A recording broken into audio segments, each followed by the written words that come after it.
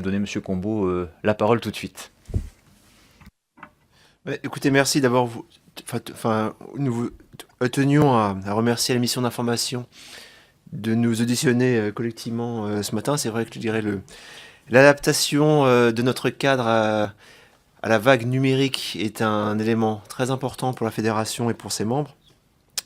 Et l'enjeu pour nous, effectivement, de définir, hein, en l'occurrence, au travers de nos propos ce matin, quelle doit être notre ambition en matière de promotion et de défense de l'exception culturelle française à l'heure du numérique.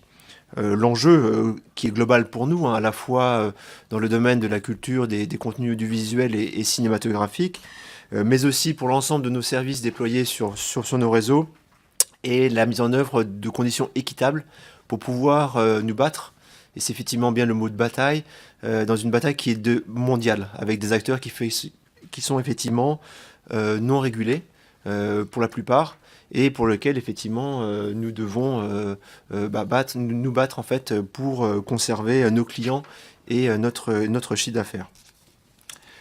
Déjà, peut-être vous rappeler que les opérateurs sont d'importants partenaires, je dirais même des partenaires majeurs du financement de la culture et de l'exception culturelle française.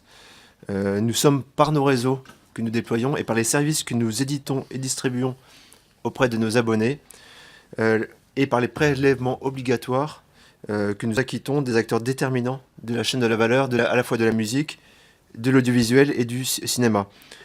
La première contribution, et nous tenons à le rappeler, parce que c'est notre métier premier, c'est de construire et de déployer des réseaux à la pointe des capacités techniques, notamment pour permettre, je dirais, aux créateurs, aux producteurs, aux éditeurs de services et de contenus audiovisuels et cinématographiques, de pouvoir diffuser ces contenus vers nos abonnés, vers l'ensemble des citoyens sur le territoire. C'est par le développement de nouveaux services, comme bientôt l'ultra haute définition, ou aussi par la diffusion de contenus sur nos réseaux mobiles, le premier point d'entrée des citoyens vers ces contenus audiovisuels. Comment se construisent ces réseaux? Ce sont des investissements massifs annuels, hein, près de 9 milliards d'euros en 2016. Nous devrions dépasser sûrement les 10 milliards d'euros en 2017. Ce sont des engagements supplémentaires pris devant le gouvernement au mois de janvier de plusieurs milliards d'euros supplémentaires par rapport à ces montants. Nous en verrons les effets dès 2018 dans le cadre de cet accord avec le gouvernement. C'est un équivalent de 2 Stades de France par semaine investis dans les réseaux et dans les territoires, notamment au profit de l'exception culturelle française. Et de fait, par, je dirais, les abonnements que nous effectivement offrons à nos usagers, par les coûts aussi de transport des services audiovisuels que nous prenons en charge, à la fois pour la télévision linéaire, mais aussi pour la télévision non linéaire, via des offres triple play les plus attractives d'Europe, ce sont effectivement une contribution majeure au secteur de l'audiovisuel. C'est une situation spécifique en Europe, hein.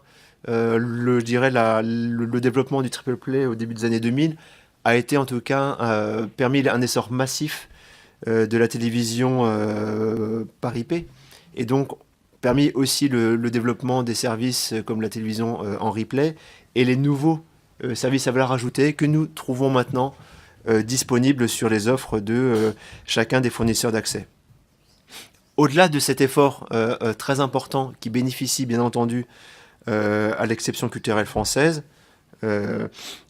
tenons à rappeler que nous contribuons par des prélèvements massifs, bien entendu sans contrepartie, à l'exception culturelle française. C'est ainsi en 2016, plus de 520 millions d'euros de prélèvements pour le secteur audiovisuel qui ont été faits sur notre secteur, soit un tiers de la fiscalité spécifique qui pèse sur notre secteur. Qu'entend-on par fiscalité spécifique? C'est celle qui s'applique uniquement au secteur des télécoms.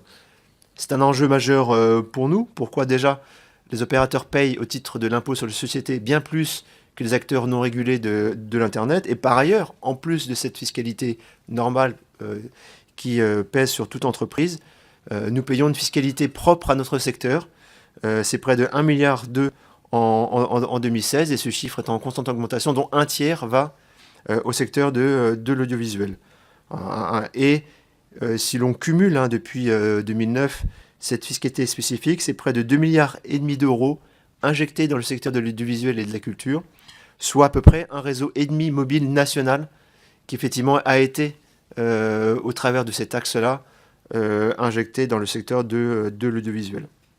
Alors face à ce constat, et aussi face à l'émergence qui est reconnue de tous d'acteurs et de services non régulés sur Internet, comment faire pour permettre à la France de conserver sa place et aux acteurs français, aux acteurs industriels français, qu'ils soient du secteur des télécoms, mais aussi du secteur de la production, de l'édition de services audiovisuels et cinématographiques, comment faire pour permettre à la France de conserver sa place dans, je dirais, le discours et la bataille mondiale.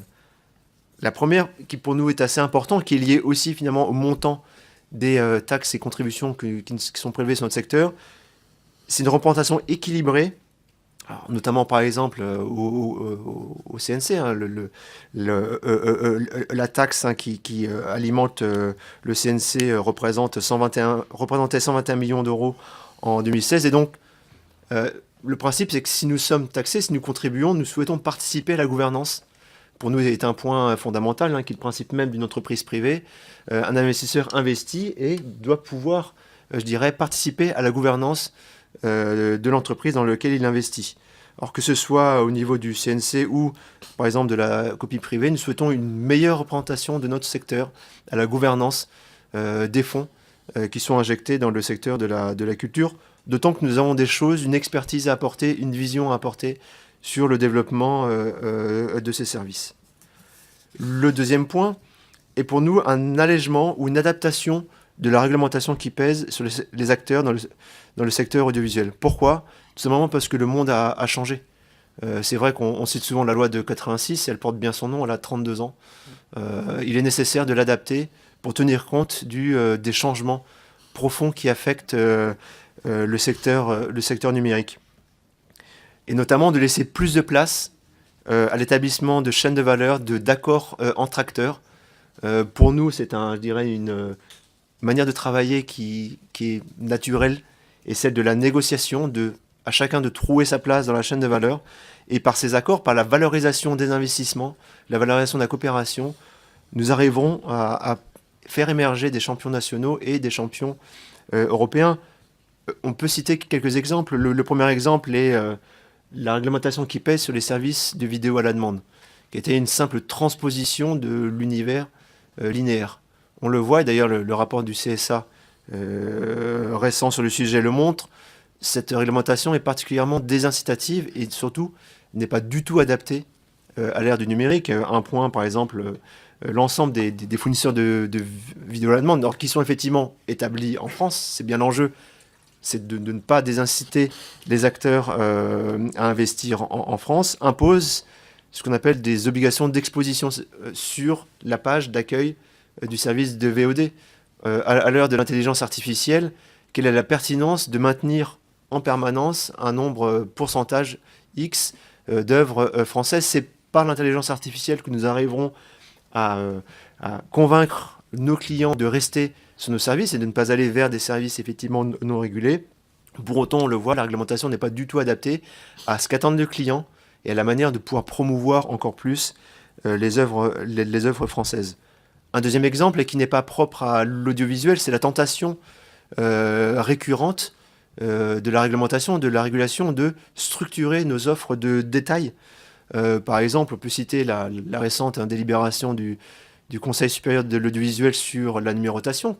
Et le CSA a la tentation de vouloir rédiger à notre place nos plans de service, c'est-à-dire la manière dont l'offre sera, là encore, proposée à nos clients.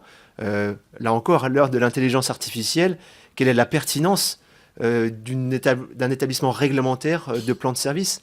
Nous avons le même exemple, par exemple, aussi dans la réglementation télécom, où nos offres de détail sont maintenant quasiment réalisées par le régulateur. Ce sont deux exemples qui effectivement nous amènent en tout cas à demander et à ce que la réglementation soit adaptée. Notre enjeu, c'est de nous donner les capacités, à nous en tant que distributeurs, acteurs, je dirais, de la distribution des services, mais aussi à l'ensemble de la filière de production d'édition, des règles plus souples pour nous permettre effectivement je dirais, de nous battre à armes égales avec les acteurs mondiaux. Et dernier point, bien entendu, c'est sur le financement de l'audiovisuel en général et de l'audiovisuel public en particulier. Il faut faire contribuer l'ensemble des acteurs du numérique. Hein. On le voit, un certain nombre de débats ont lieu au niveau européen avec l'évolution de la directive des services de médias audiovisuels. C'est un premier pas. En France, nous devons là aussi pouvoir nous battre à armes égales. L'exemple le plus emblématique est celui de la taxe sur les opérateurs de communication électronique. Une taxe qui a été faite infinitésimale, dirais-je, pour reprendre des mots bien connus, mais qui rapporte quand même 300 millions d'euros par an à l'État.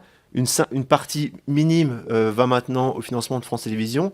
C'est donc une taxe que nous avons combattue, qui est une taxe inutile, parce qu'elle vient nous ponctionner sans avoir de rapport réel sur après le financement de France Télévisions. Et par ailleurs, maintenant, elle ne sert plus à financer France Télévisions. Quelle est sa pertinence ? Il y a effectivement une réflexion en cours sur l'audiovisuel public, sur son financement. Nos réseaux sont financés par nos clients. Et c'est effectivement, pour nous, le principe de base. Nous ne voyons pas pourquoi nous aurions à financer le secteur audiovisuel, alors que par ailleurs, nous contribuons à la distribution de ces services et donc à son rayonnement et donc à la diffusion de l'ensemble de ces contenus auprès des citoyens.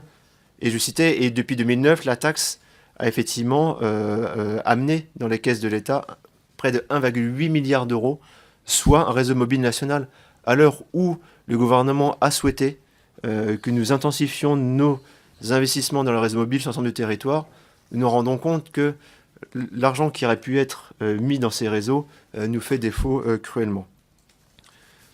C'est effectivement pour nous ce point principal, et de pouvoir après, dès lors que nous sommes taxés, nous amenons des contributions au financement de l'audiovisuel, pouvoir participer à cette gouvernance, et surtout que l'argent qui est collecté soit réellement utilisé, soit piloté, et que des comptes puissent être rendus. Voilà l'essentiel pour notre contribution et notre message, effectivement. Ne nous trompons pas, effectivement, de combat et de débat. L'enjeu est une compétition mondiale. Nous le voyons quotidiennement sur nos réseaux, sur nos services. Et nous espérons en tout cas que la mission pourra contribuer à définir un cadre rénové et permettre à l'ensemble de la chaîne de valeur de continuer à exister dans ce monde devenu très compétitif. Merci beaucoup de votre présentation, à la clarté de vos propos. Je vais peut-être laisser la parole tout de suite